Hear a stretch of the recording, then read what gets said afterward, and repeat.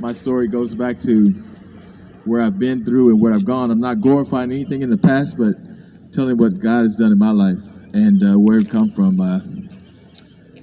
It started as a child, I guess, and the only thing I ever wanted in my life that I never had was love. I sought it, I looked for it from the time that I was little because I'd never had a dad.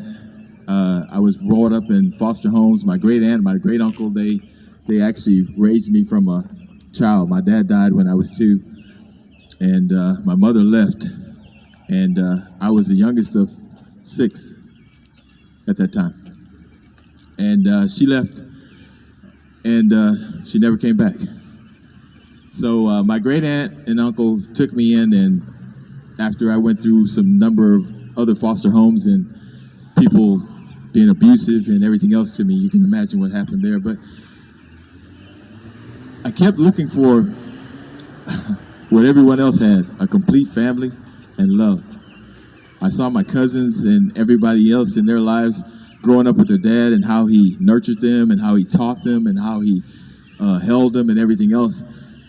And my uncle was older and didn't do a lot of things. Like I played sports and I was pretty good because God blessed me with a lot of talents, but I didn't know that till later. I thought it was just me.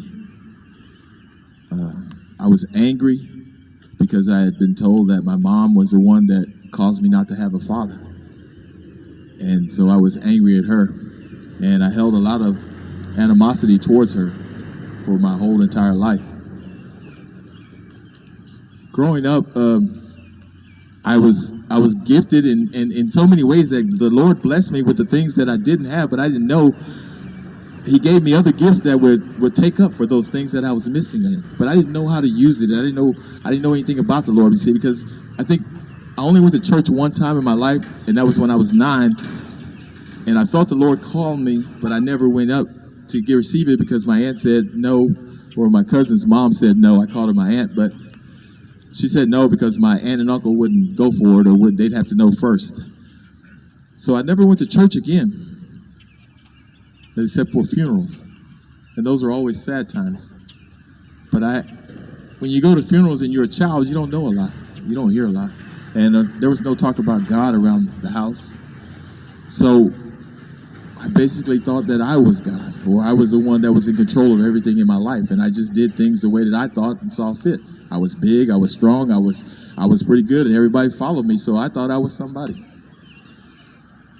I thought that, and then my uncle, he died. And when my uncle died, I didn't think that anymore. I lost all my securities. Who I thought I was gone, and I didn't realize that until later, because that's really about the time I started going to drugs and alcohol and everything else. I was already into a downhill spiral. I got married young, I had children, and I was trying to be a man, and I didn't even know how. I didn't know how to love my wife. I didn't know how to love my children because I had never been loved. Or if I had been, I'd never been shown what it felt like or how to implement it in my life or to show it to others. So when I was like 30 years old, 32, I tried to kill myself. I tried to cut my wrist, my elbow, and at the same time my wife came home from work and found me on the floor bleeding and took me to the hospital, so that didn't work. So after that, I got even heavier into drugs, and I went to prison for aggravated assault because I was angry and I was mad and I didn't know how to deal with it. I was one of those people that would take anger and hold it in until that point, and then I would explode, and I didn't know how to control it. So I got sentenced and went to TDC, and I did 10 years on a 12-year aggravated sentence. When I came out, the first thing I did was I went to church with my sisters. And right then I'd say, okay, God, I'm going to take you in. And I'm gonna walk with you, and I'm going to let you bless me. And I said yes to Jesus, not knowing who he was, not knowing what he could do, But he started to do something in my life that I'd never seen done before. Doors started opening up. I had a new wife. I had a new house. I had a new car. I had a job, and I was getting elevated. He was elevating me in places because I was actually walking the part. I was in the church. I was in the choir. I was doing all the things that I thought was the right. But I was still lacking that love part. I had a wife that I adored, and I think it's why he probably took her away from me, is because I adored her more than I did him. So she cheated, and I fell back into my drug swing. And we never got back together, and I got back into the drugs, and here I go back into prison again. But this time when I went to prison, something was different. When I went in this time, I found myself broken, alone. I didn't have any family. I had pushed my kids away because I didn't know how to be a dad. I was so selfish, all I saw was me. So when I went in, on July the 12th, I went to a service. And in that service, they played a song, and it was How He Loves. And I actually sat there, and I heard the words, and I listened to the words as they sang that song. And he was telling me how he loved me. He was telling me how he brought me out of those things that I was trying to do to myself, how he wanted to be my father, how he wanted to make me part of his family. And I felt him, and I heard him say that the battle's not yours, it's the Lord. And I cried, and I heard, and I just right then, I just said, yes, Jesus, I want you. I said, I want you. And as soon as I was saying this, the guy got up, and he started preaching, and he preached in 2 Chronicles 20. And he was talking about Jehoshaphat, and then he went to 20 and 15 when Jehoshaphat told the people, the battle is not yours, it's the Lord's. And I knew that this guy was telling me that he was the one that made the blood clot when I tried to kill myself. He was the one that made the bullets click when the guy held a gun to my head.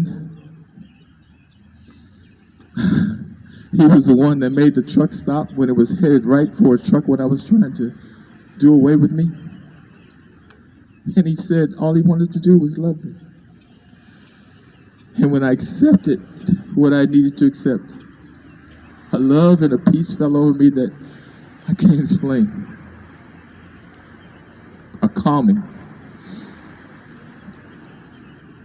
I read a story while I was there, and it was in Luke 8, I think 40, 41. It's about Jairus, and it talks about the 12-year-old daughter of Jairus and the woman with the issue of blood at 12.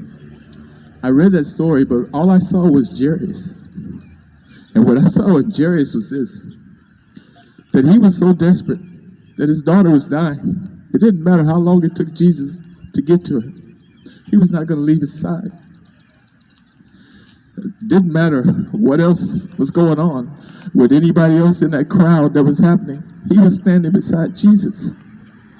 And I knew that's where I needed to be. So I've been holding on. And he's been coming through. I hear from my kids, I sit for my kids, and he's just been doing things in my life. And he's made me a part of his family. These men that you stay here are my family. I've never felt so much love from anyone. People that I never knew before loved me the first time they saw me. Just like God said that he loved me the first time he saw me. I haven't had either one of them turn their backs on anything that I've ever asked. Just like God has never turned his back on anything that we've ever asked. So I say, man, to say this, that as we walk in and we see as Curtis said a few days ago, he says that in Matthew 11:28, he says, cast all your cares upon me. I'm learning that. I'm still being taught those things. I'm still hearing. And yes, believe me, I'm still like Jairus. I'm still clinging on to Jesus. I still know that he's the only way that I'm going to survive. There are days that I don't want to get up. I don't want to do anything. But I know that as long as I'm clinging to hearing him, he strengthens me. He gets me through. Yes. So I'm holding on. And I know that if you hold on in all that you do, he'll get you through too. So I thank y'all for hearing what I have to say. Jesus.